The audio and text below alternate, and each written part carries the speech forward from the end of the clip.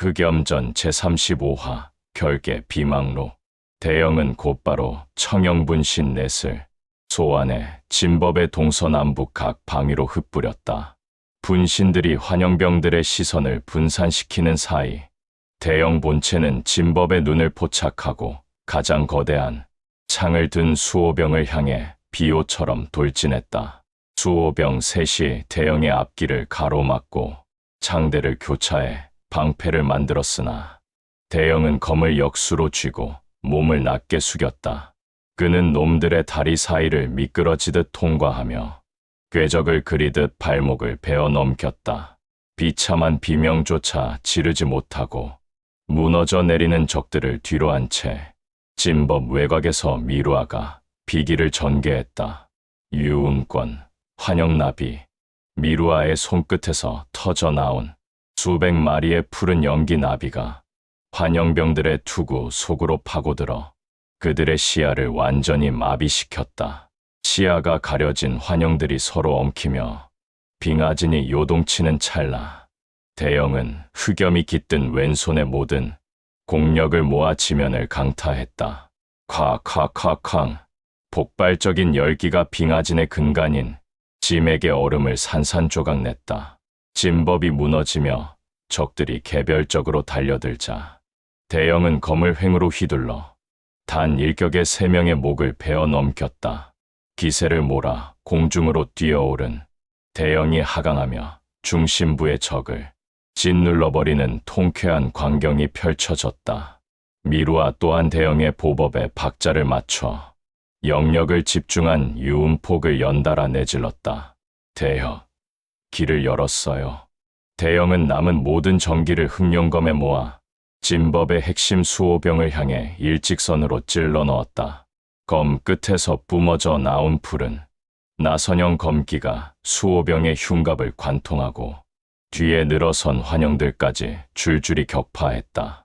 살을 애던 지독한 냉기가 비로소 거치고 흩어지는 서리 너머로 드디어 서령의 집무실로 통하는 거대한 얼음문이 그 위용을 드러냈다. 대영은 어깨에 깊숙이 박힌 얼음, 파편을 이를 악물고 뽑아내며 서늘한 기운이 서린 눈으로 문을 응시했다. 잘했다. 미루아, 이제 정말 코앞이군. 미루아는 탈진한 듯 거친 숨을 몰아쉬면서도 다시 한번 단검을 고쳐 잡으며 대영의 옆자리를 굳건히 지켰다. 두 사람의 앞에는 이제 빙옥궁의 진정한 주인 서령과의 마지막 결전만이 남아 있었다.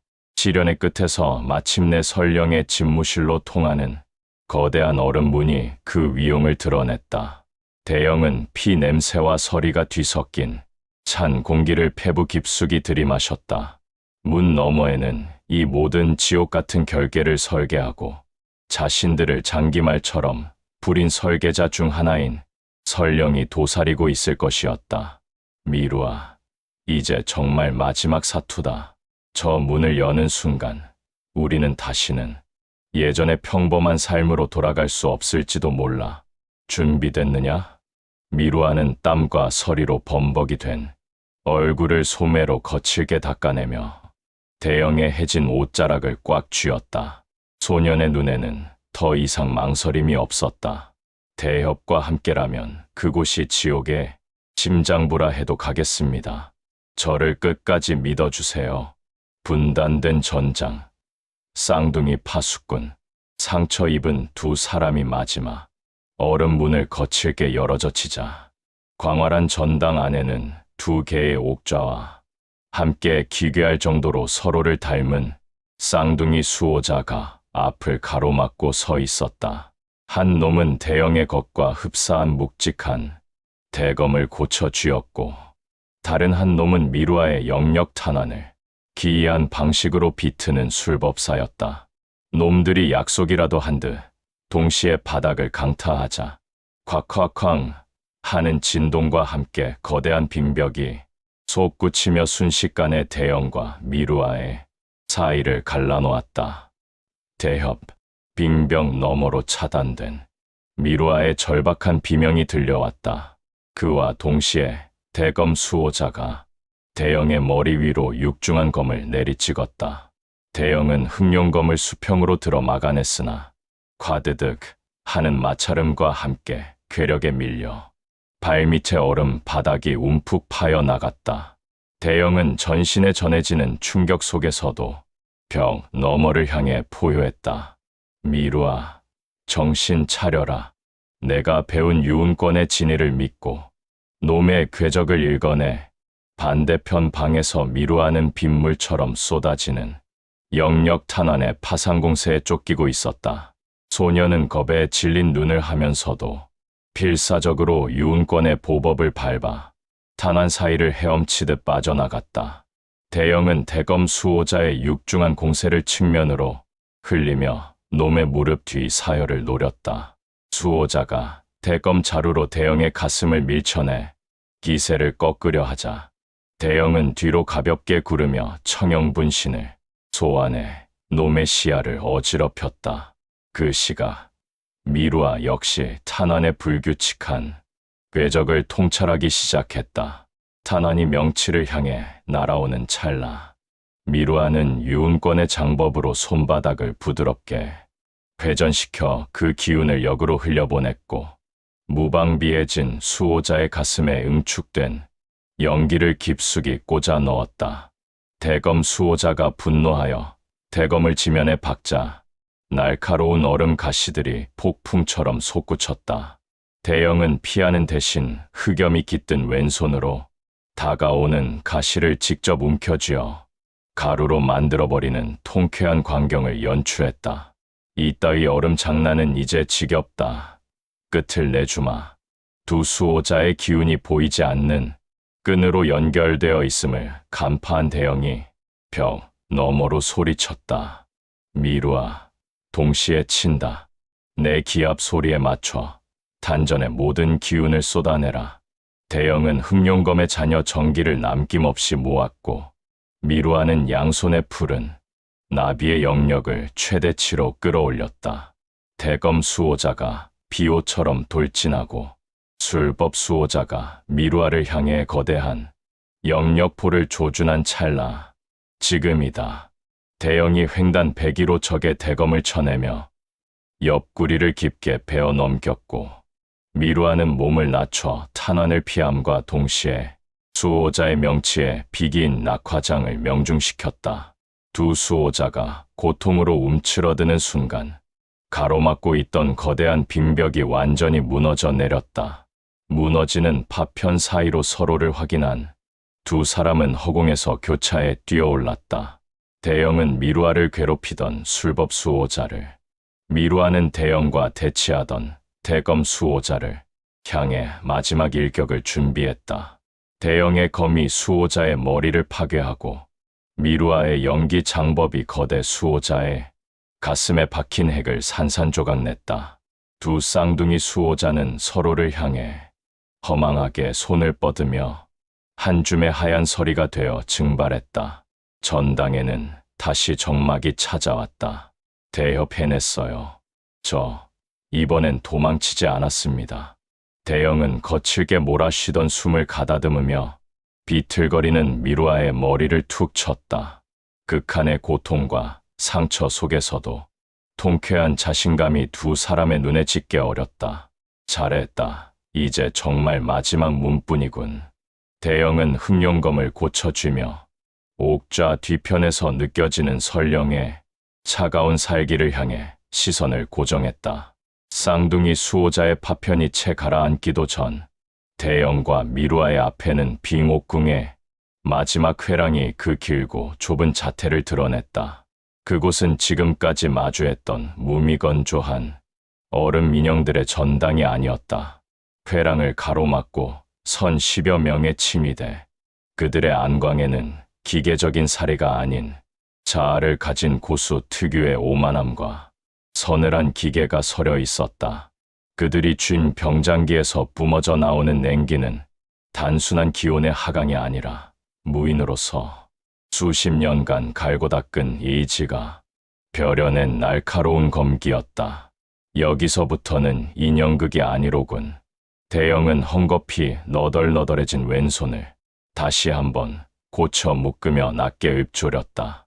친위대원들이 무기를 고쳐쥐자 좁은 회랑의 공기가 비명을 지르듯 압착되며 두 사람의 숨통을 조여왔다. 대영은 흑룡검의 검신을 타고 흐르는 푸른 전기를 갈무리하며 미루아의 상태를 살폈다. 소년의 어깨는 잘게 떨리고 있었으나 그 눈동자만큼은 빙옥궁의 만년설보다 더 투명한 투지로 빛나고 있었다. 미루아, 방금 전의 연계는 훌륭했다. 하지만 저들은 다르다. 허점을 보이지 마라. 단 한 번의 망설임이 내 심장을 얼릴 것이다. 네, 대협, 저들의 오만함이 곧 우리의 틈이 될 거예요. 제가 영역을 흩뜨려 길을 낼 테니 대협은 오직 그들의 목숨만을 거두어 주세요. 대영은 피 냄새가 섞인 차가운 공기를 깊게 들이마셨다. 가슴 속에서 요동치는 흑염의 화기와 설산의 한기가 격렬하게 충돌하며 기묘한 평온함을 만들어냈다. 그것은 죽음의 문턱에서만 느낄 수 있는 무인의 명징한 감각이었다. 대영은 흑룡검을 천천히 수평으로 눕히며 진위대의 우두머리를 응시했다. 이제 이 좁은 복도의 붉은 선열이 낭자해질 시간이었다. 빙옥궁의 마지막 회랑, 설령의 집무실로 향하는 길은 관을 연상시키듯 좁고 길게 뻗어 있었다. 그곳을 지키는 10여 명의 친위대는 지금까지 마주했던 영혼 없는 얼음 인형들과는 궤를 달리했다. 그들은 자아와 투기를 온전히 갖춘 고수들이었으며 무인으로서의 오만함이 빙벽의 냉기보다 더 날카롭게 날 서 있었다. 미루아는 본능적인 공포를 느끼며 대영의 등 뒤로 물러났다. 대영의 왼손에서 뿜어져 나오는 흑염의 기운이 평소보다 훨씬 짙고 불길하게 소용돌이 치고 있었기 때문이다. 대영은 천천히 풀려가는 왼손의 헝겊을 이빨로 물어 팽팽하게 당겨 묶으며 첫 번째 적 앞에 섰다. 안개를 헤치고 나타난 첫 번째 친위대 쇠검사가 허리에 감긴 쇠사슬검을 풀어헤치며 걸어 나왔다. 치르르르. 거친 쇠소리가 빙판 위를 긁으며 기괴한 공명음을 내자 섬뜩한 긴장감이 회랑의 공기를 가득 메웠다. 흑염전의 정수를 몸에 담고도 이성을 유지하다니 과연 소문대로군. 하지만 내 쇠사슬이 내 목을 감는 순간 그 추악한 불꽃도 차갑게 식어버릴 것이다.